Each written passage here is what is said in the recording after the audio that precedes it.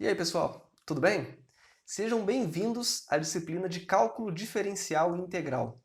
Essa é uma disciplina que é a base de qualquer curso de exatas, engenharias, matemática, física, e trata principalmente de conceitos que a gente vai ver ainda mais para frente, que é de limites, derivadas e integrais. Só que para poder entender bem esses conceitos, é necessário a gente ter uma base boa sobre funções de um modo geral. Então, o que eu vou fazer com vocês nessas primeiras videoaulas do nosso curso é fazer uma revisão de todo o conteúdo de funções que vocês devem ter visto no ensino médio.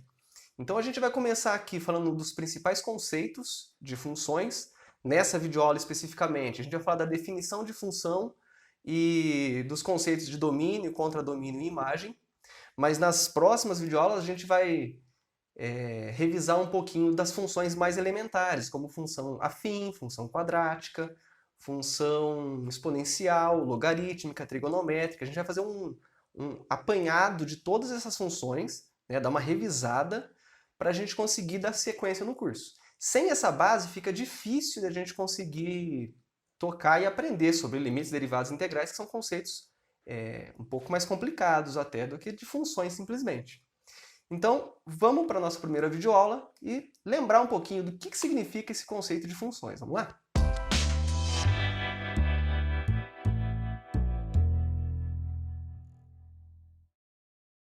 Beleza, gente. Então, primeiro, o que é uma função? De onde surge essa ideia de função? Essa ideia surge quando a gente tem uma grandeza, uma variável, que está dependendo de outra. Por exemplo, um círculo. Você tem uma grandeza que você pode pegar lá a régua e medir, o raio da sua circunferência, ou o raio do seu círculo.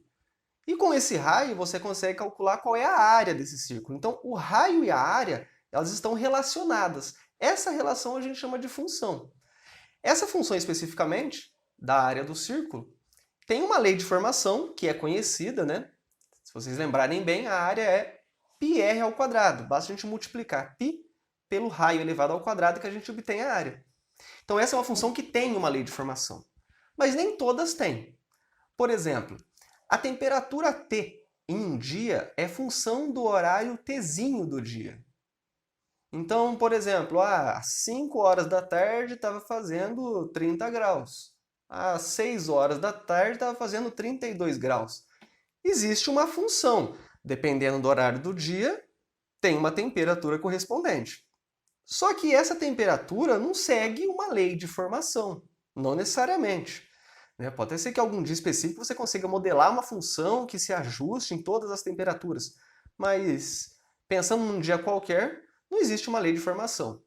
Vai depender de muitos fatores que a gente não consegue mensurar. Agora, além disso, tem funções que dependem de mais de uma variável. Então, por exemplo, a área de um retângulo é função da sua base e da sua altura. O primeiro exemplo que eu dei para vocês lá, da área do círculo, era uma função da área pelo raio da circunferência. Era uma variável só. Só o raio você conseguia obter a área. Agora, para retângulos, não. Para retângulo, para você obter a área, você precisa da base e da altura. Então, existem funções com mais de uma variável.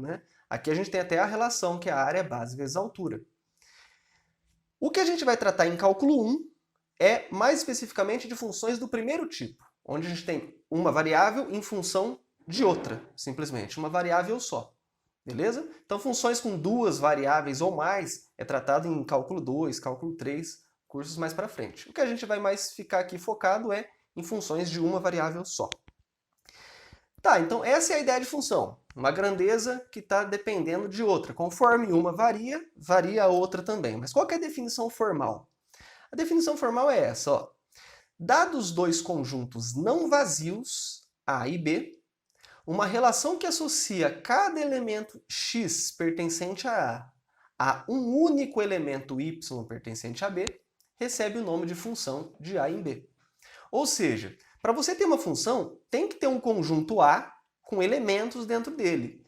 Tem que ter um conjunto B com elementos dentro dele e uma relação, alguma fórmula ou algum modo que você consegue ligar um elemento do x, um elemento x pertencente a um elemento y pertencente a b. Tem que ter uma relação, que pode ser por fórmula ou pode ser por uma ideia, que a gente vai ver aqui alguns modos de definir funções. Agora, uma parte importante, deixa até destacado aqui no texto, ó, um único elemento. Cada elemento do A, do conjunto de partida, tem que se associar a um único elemento lá na chegada, do B. Eu chamei aqui os elementos de A, chamei de X, os elementos de B a gente chama de Y. Partida são os X, chegada é o Y. X associa a um único A, a um único Y pertencente a B. Isso significa que tem que ter um e tem que ser único. Então, se algum elemento do conjunto de partida não tiver um correspondente no conjunto de chegada, isso aí já não é função. Ele tem que ter. E também se tiver dois, não serve também. Tem que ser único. Beleza? Eu sei que é o que já está escrito, eu já falei para vocês, mas é bom a gente destacar isso. Agora, alguns nomes. Eu falei conjunto de partida, conjunto de chegada, mas tem uns termos específicos que a gente usa dentro de função. Então, aqui, imagina uma função f de A em B. Olha o símbolo que a gente usa, ó. F, dois pontos, aí aqui está um A, setinha B. Isso significa que eu estou pegando elementos de A e associando a elementos de B. Esse conjunto A, que é da onde está partindo, a gente chama de domínio da função. Certo? Esse é o nosso conjunto de partida. Então são essas... Por exemplo, naquele caso que eu falei para vocês da área do círculo em função do raio. O raio seria... O conjunto de todos os raios de círculos possíveis seria o nosso domínio da função. Por exemplo, números negativos não podem estar nesse domínio. Não existe uma circunferência com raio negativo. Tudo bem? Então, esse é o nosso domínio. Conjunto de chegada é o nosso contradomínio. Nessa função aqui, função de A levando para B, o domínio é o A e o contradomínio é o B, que é o nosso conjunto de chegada. É o conjunto de valores que pode acontecer. Então, por exemplo, lá na área do círculo, que é πr², os raios seriam o meu domínio e a minha área seria o meu contradomínio, conjunto de todas as áreas possíveis. Eu posso falar assim, ó, meu conjunto de áreas são todos os números reais positivos. Ou todos os números reais. E aí a gente chama de imagem da função f o subconjunto do contradomínio constituído por todos os elementos y que são imagens de algum x. Como assim imagem? Imagem de algum x significa que tem que ter alguém do domínio chegando nele. Tudo bem? Vai ficar mais claro com uma ilustraçãozinha que eu vou fazer com vocês aqui, ó. Então imagina que eu tenho nessa função um conjunto A que tem 5 elementos só dentro dele, ó. A, B, C, D e E. E eu tenho um conjunto B com outros 5 elementos, F, G, H, I e J. E aí a minha função, que eu estou criando aqui, ela vai associar esse elemento A para esse elemento G. Para chegar do A no G, pode ser alguma ideia, pode ser uma fórmula, se isso aqui fossem números, né? Eu coloquei genérico. A, B, C, D, E, F, G, H, I e J. Podem ser números, por exemplo, isso aí. Está associando o meu número B, o meu elemento B, no meu elemento J. Associa o C no H, o D no J, o E no I. Então, olha só. Todo elemento do meu domínio está sendo associado a algum elemento do contradomínio. E todos estão sendo associados a um único. O A está sendo associado só ao G, o B está sendo associado só ao J, o E está sendo associado só ao I, todos em um único. Então isso define uma função, certo? Qual que seria a imagem dessa função? O nosso domínio é o A, o nosso contradomínio é B. Agora a imagem são os elementos desse B aqui, ó, que tem alguém do A chegando. Reparem que o F não está sendo associado a ninguém lá do conjunto de partida, do nosso domínio. Então o F não faz parte da imagem, mas os outros fazem. Nesse caso, o G, o H, o I e o J são imagens da minha função. Beleza? Agora, para a gente ver se ficou claro esse conceito de funções. Eu vou colocar aqui alguns diagramas parecidos com esse anterior e eu quero que vocês façam junto comigo e vejam se são funções, se essas relações que eu vou colocar são funções ou não. Beleza? Então aqui, ó, primeiro exemplo. Eu tenho aqui um conjunto A com 5 elementos, um conjunto B com 5 elementos, e aí olha só como é que está sendo feita a associação. O primeiro elemento aqui do meu conjunto A está sendo associado ao G, o B está sendo associado ao G, o C também, o D também e o E também. Todos estão sendo associados ao mesmo elemento lá no conjunto B. Isso é uma função? Pense, responda. Se você respondeu que é função, você acertou. Por quê? Porque para ser função é necessário que eu tenha um conjunto domínio, um conjunto que é o contradomínio, e tem que ter uma relação de cada elemento do meu domínio sendo associado a um único do contradomínio. E está acontecendo. Todos os elementos daqui estão sendo associados a um único. Por coincidência é o mesmo, mas tudo bem. Cada um deles está sendo em um único. Agora, qual que é o conjunto imagem? Só para a gente fazer a mais aqui, um extra. O conjunto imagem vai ser só o conjunto formado pelo elemento G. O F, o H, o I e o J fazem parte do contradomínio, mas não fazem parte da imagem. Tudo bem. Lá no contradomínio pode sobrar elemento, o que não pode sobrar é no domínio. Segundo exemplo, ó, eu tenho essa associação aqui. O A no F, o B no G, o C no H, o D no I. Isso é função? Se você respondeu que não é, você acertou. Por quê? Porque o elemento E faz parte do meu domínio e não está sendo associado a ninguém lá do contradomínio. Se não existe uma associação para um dos elementos, então pronto, isso aí já não é função. Se eu excluísse o E do meu domínio, aí eu poderia falar que é, mas como ele está lá, ele faz parte do meu domínio, então isso não é função não. Beleza? Mais dois exemplos aqui, vamos fazer um de cada vez. Ó, meu conjunto A tem 4 elementos e está sendo associado a um conjunto B com 5 elementos. Isso aqui é uma função? É, né? Porque cada elemento do conjunto A está sendo associado a um único do conjunto B e todos estão com associações. Então, beleza, é função. De novo, não tem problema que sobrou lá no contradomínio, sobrou o J lá. A única coisa é que ele não vai fazer parte da minha imagem. A minha imagem é formada pelo F, G, H e I, conjunto com esses elementos só. Mais um. Esse aqui é função? Não é, né? Por quê?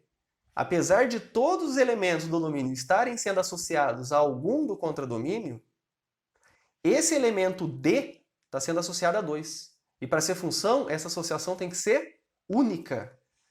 Tem que ter associação e ser única. Aqui não existe essa unicidade, então ela não é função. E se não é função, nem faz sentido eu falar de conjunto imagem. Beleza? Mais uma. Esse aqui é função? Não, né? Por que não? Esse aqui tem muitos motivos para não ser função. Primeiro tem elementos do domínio em que não tem uma imagem. Tem elementos do domínio A, o B, o D e o E. Não tem imagem. Então eles não estão sendo associados a ninguém. Esse já é um motivo, só por isso já não seria função. Mas além disso, tem um segundo motivo, que o elemento C está sendo associado a mais de um. Está associado a 5, inclusive, aqui. Tem que existir, tem que ser único. Ele não satisfaz nenhuma dessas duas coisas. Todos os elementos aqui de A, né? Então, isso não é função. Apesar de todos os elementos do contradomínio estarem sendo associados a alguém, não é função.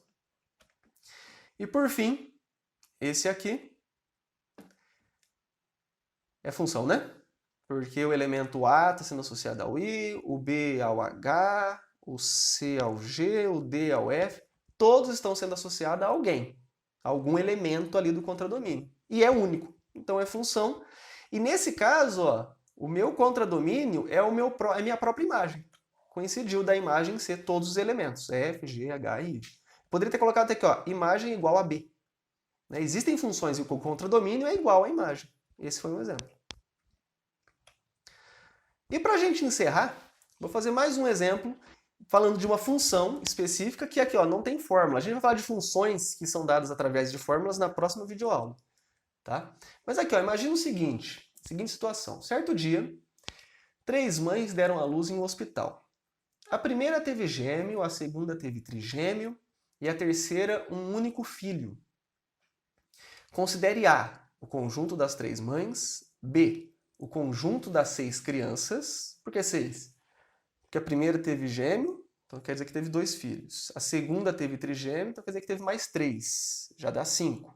E a terceira teve um filho único, então dá a sexta criança ali.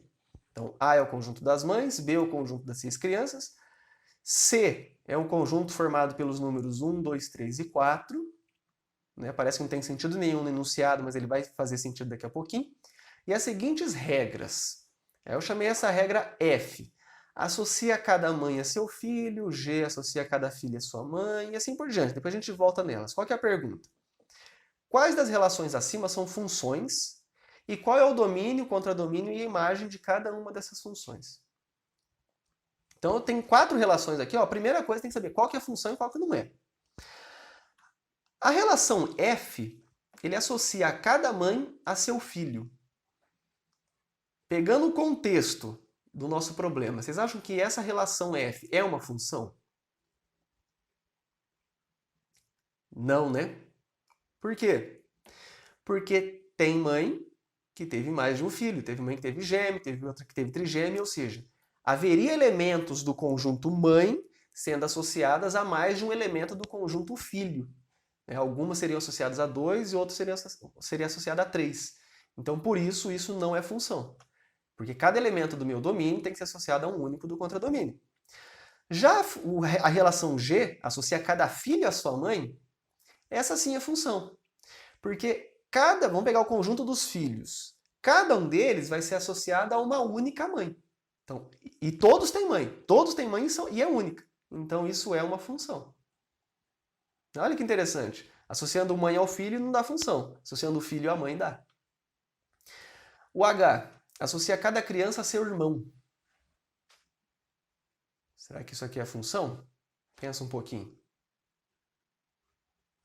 Se você pensou que não é, você acertou. Por que não é função? Porque teve família aqui em que ela teve gêmeo. Teve mãe que teve gêmeo. Se ela teve gêmeos, então significa que um dos irmãos uma das crianças vai ser associada ao seu irmão. Beleza. Uma dos elementos consegue ser associado a alguém. Agora, a mãe que teve filho único. Esse que teve filho único não tem irmão. Então ele não vai conseguir ser associado a ninguém. Então quer dizer que tem um elemento das crianças aí que não tem uma associação. Não tem uma imagem. E aquela mãe que teve trigêmeos também dá problema pensando em função. Porque vai ter um irmão, uma criança que vai ter 2 irmãos. E cada um poderia ser associado no máximo, aliás, a exatamente 1. Não no máximo. Tem que ser 1 e tem que ser exatamente 1. Então isso aqui também não dá função, certo? Existem elementos sem associação e existem elementos com mais de uma associação.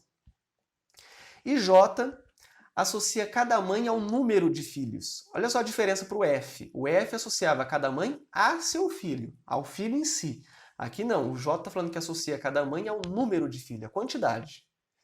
E isso sim é função, porque cada mãe tem uma quantidade única. A primeira mãe é associada ao número 2, a segunda mãe que teve trigêmeo é associada ao número 3 e a terceira é associada ao número 1, que é um único filho. Tem uma associação e é única, então é função. Beleza?